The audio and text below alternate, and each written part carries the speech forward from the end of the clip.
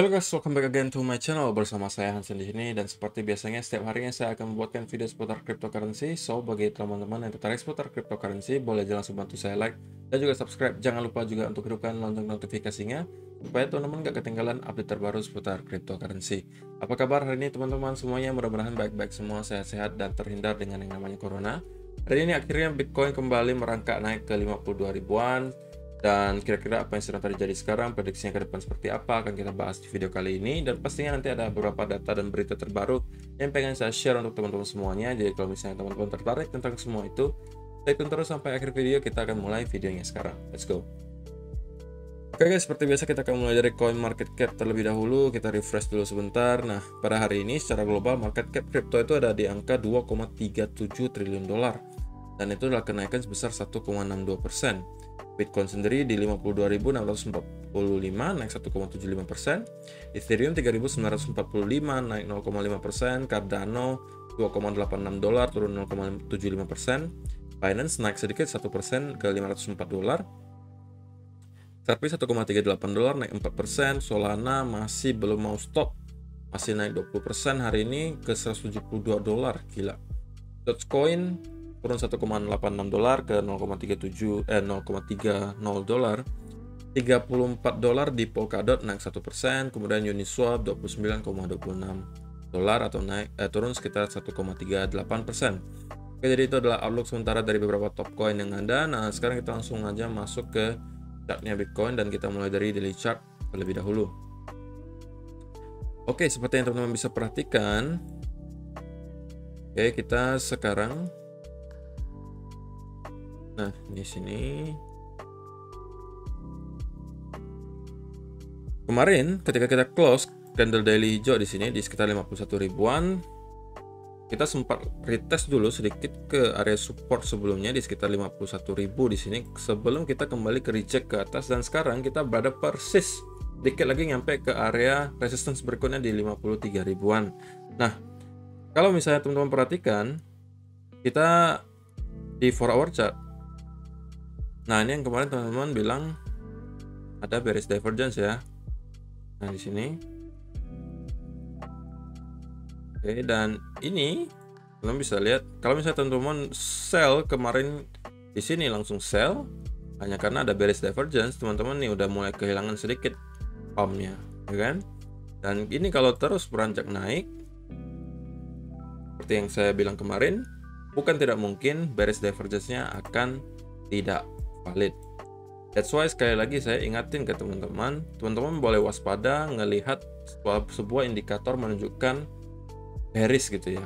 Boleh aja waspada, tetapi teman-teman harus sertai dengan beberapa indikasi lain atau bukti-bukti data-data lain yang juga menunjang persepsi teman-teman bahwa kemungkinan Bitcoin ini akan koreksi dalam dulu sebelum mulai naik lagi.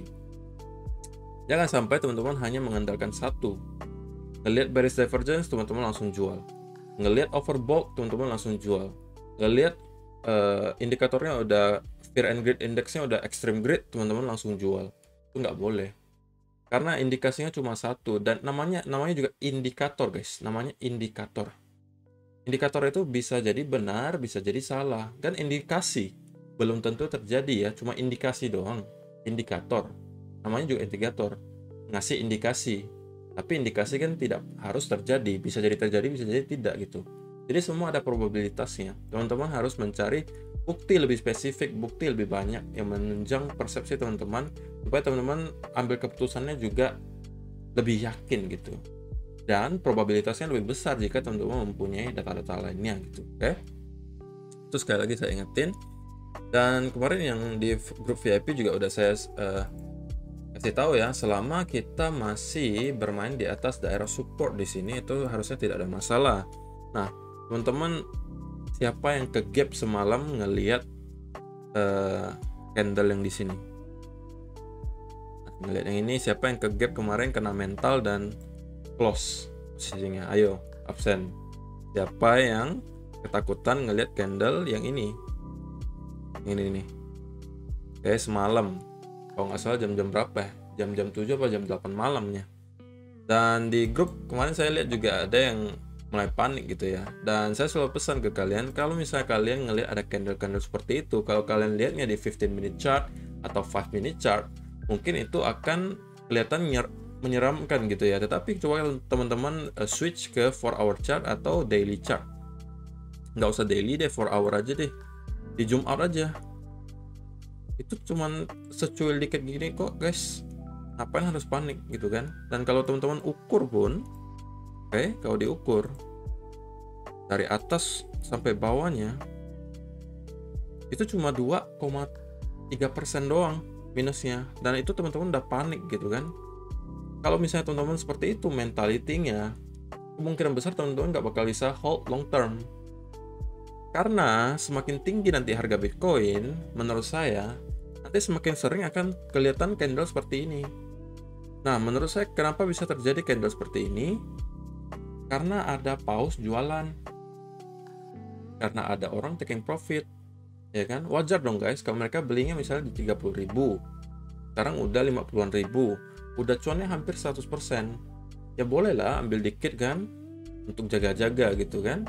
Nah, kalau pause jualan otomatis kan harganya drop gitu.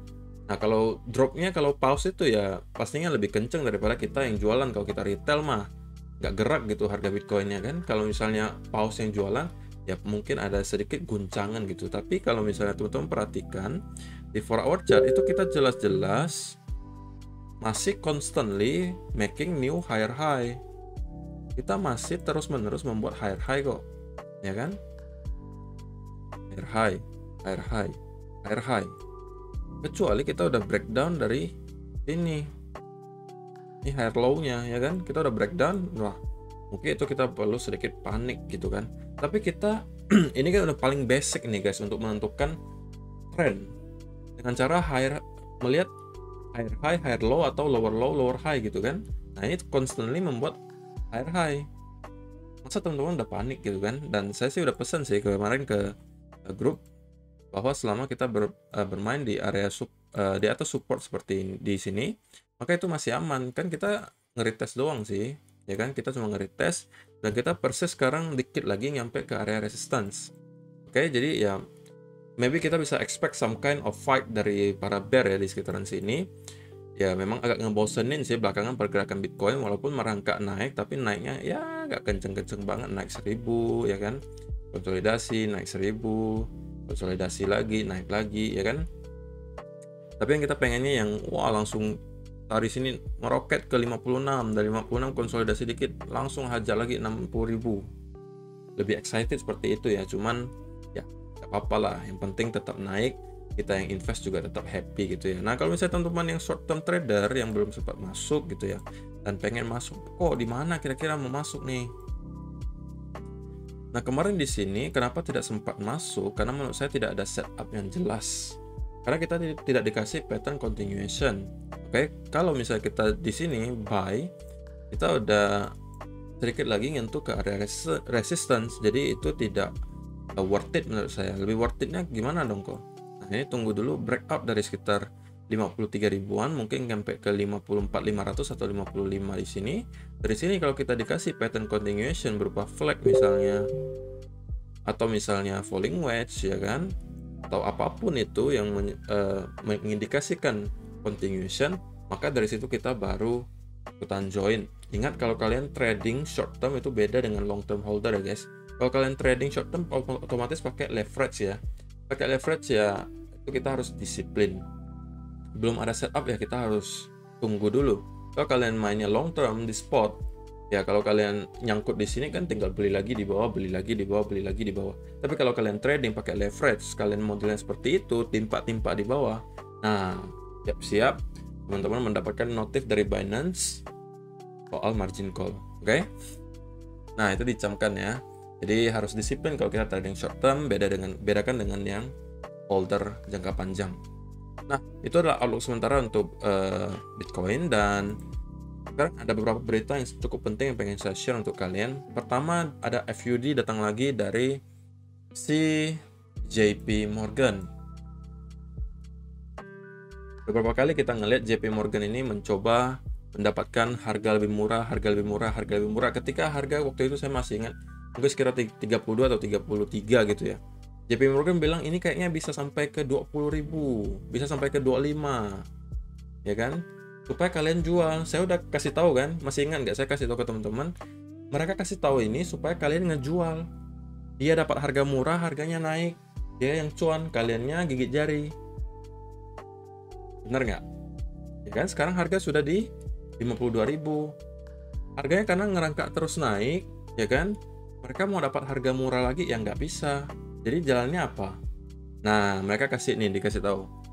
JP Morgan warns crypto market are looking bubbly again. Jadi JP Morgan salah satu analisnya bilang, sekarang crypto market kayaknya udah model-model bubble lagi nih, udah kayak mirip-mirip bulan April kemarin pas crash 50% itu. Sekarang udah mirip-mirip lagi nih guys, hati-hati. Nah, kira-kira ngapain dia ingatin kita ya? Kalau saya sih bilang karena dia mau dapat lebih murah lagi, mau dapat harga murah lagi. Ya kan? Menurut kalian apakah JP Morgan peduli kalian cuan atau rugi? Menurut saya sih nggak bakalan mereka peduli. Urusannya sama mereka apa kita cuan apa rugi? Ya kan? Mereka bank terbesar di dunia.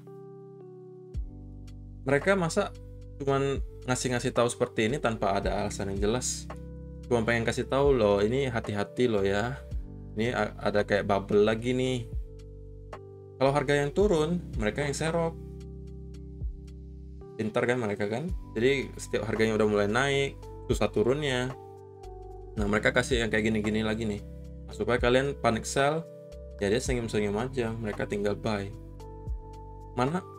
Emang mereka peduli kalian cuan atau rugi? Saya nggak yakin mereka peduli. Nggak ada efeknya buat mereka. It's all about business guys. Jadi jangan sampai tertipu dengan omongan mereka, tetapi lihatlah apa yang mereka lakukan. Okay? Nah, jadi itu pertama, agak lucu sih gitu ya. Cuman ya sudahlah, itu ada FUD satu, tapi kita ada beberapa berita-berita positif. Nah, saya mulai dari yang ringan-ringan dulu ya. Dari El Salvador purchase first 200 BTC, Presiden Bukele confirms. Jadi per hari ini El Salvador sudah resmi atau udah menjadikan Bitcoin sebagai legal tender atau pembayaran legal di negaranya. Hari ini udah mulai berjalan dan mereka udah membeli ekstra 200 Bitcoin, dan satu orangnya per masyarakatnya itu kalau nggak salah dikasih $30 dalam bentuk Bitcoin ya. Nah, nanti mereka udah bisa jual beli pakai Bitcoin di negara mereka, mau ke Indomaret kayak, mau ke supermarket, mau beli alat gym kayak, itu semua udah bisa pakai Bitcoin, ya kan? Jadi itu adalah hal yang menarik dan menurut saya evolutionary lah ya, atau ini adalah hal yang pertama gitu kita lihat suatu negara itu sekarang bisa bayar di mana-mana, jual beli itu pakai Bitcoin.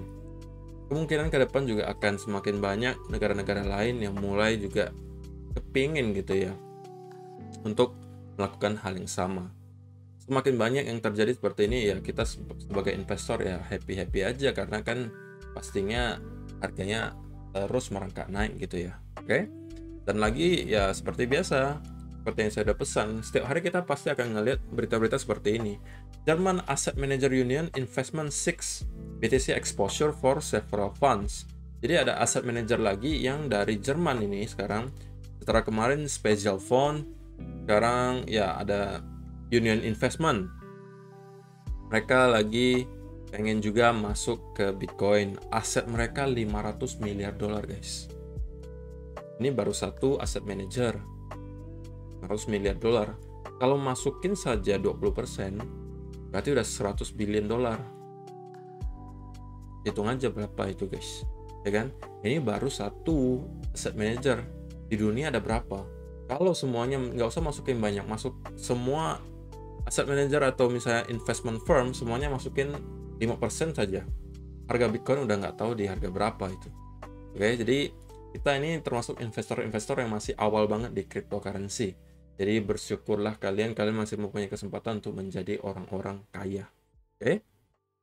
Nah, di sini Fear and Greed Index-nya pada hari ini kita ada di area extreme greed atau di angka 79.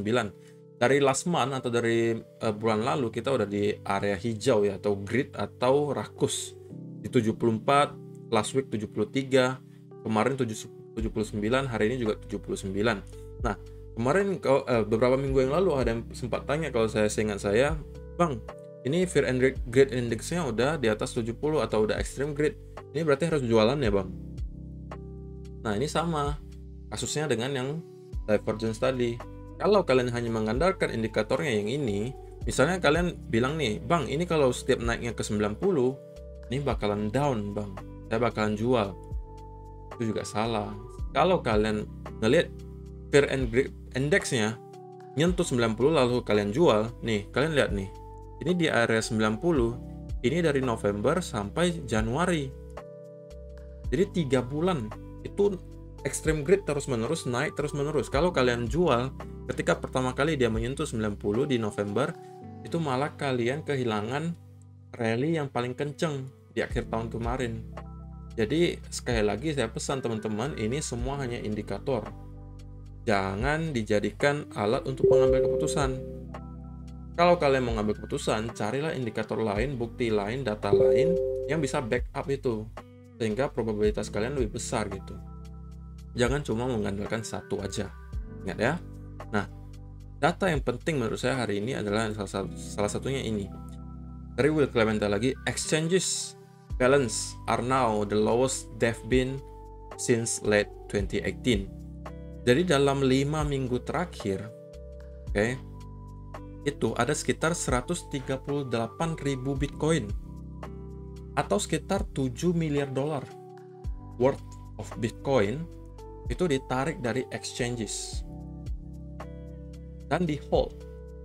Nah, ini grafik yang warna orange ini menunjukkan stok yang ada di exchange. Mulai dari Januari, bukan Januari sih, ini mungkin Februari atau Maret ya, mungkin sekitaran Maret, sampai bulan Mei 2021 kemarin itu constantly down.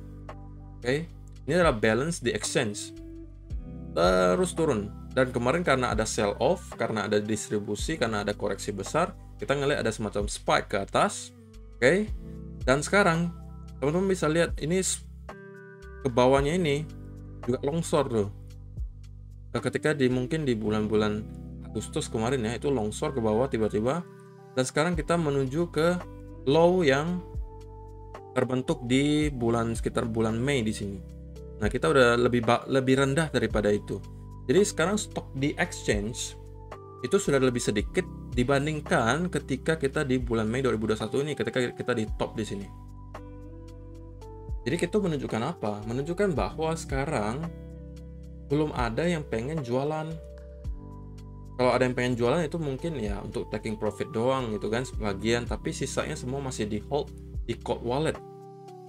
Dalam seminggu guys, itu 1,6 miliar dolar Bitcoin ditarik dari exchange, 1.6 billion. Last 2 weeks itu 2.3 billion dollars. Sedangkan last 5 weeks itu udah 7 billion dollars. Ini duit semua loh guys. Dan ini US dollar bukan rupiah. 7 miliar dolar. Itu ditarik dari exchange dan di hold. Itu berarti orang-orang sekarang masih dalam fase akumulasi karena balance di exchange itu semakin berkurang.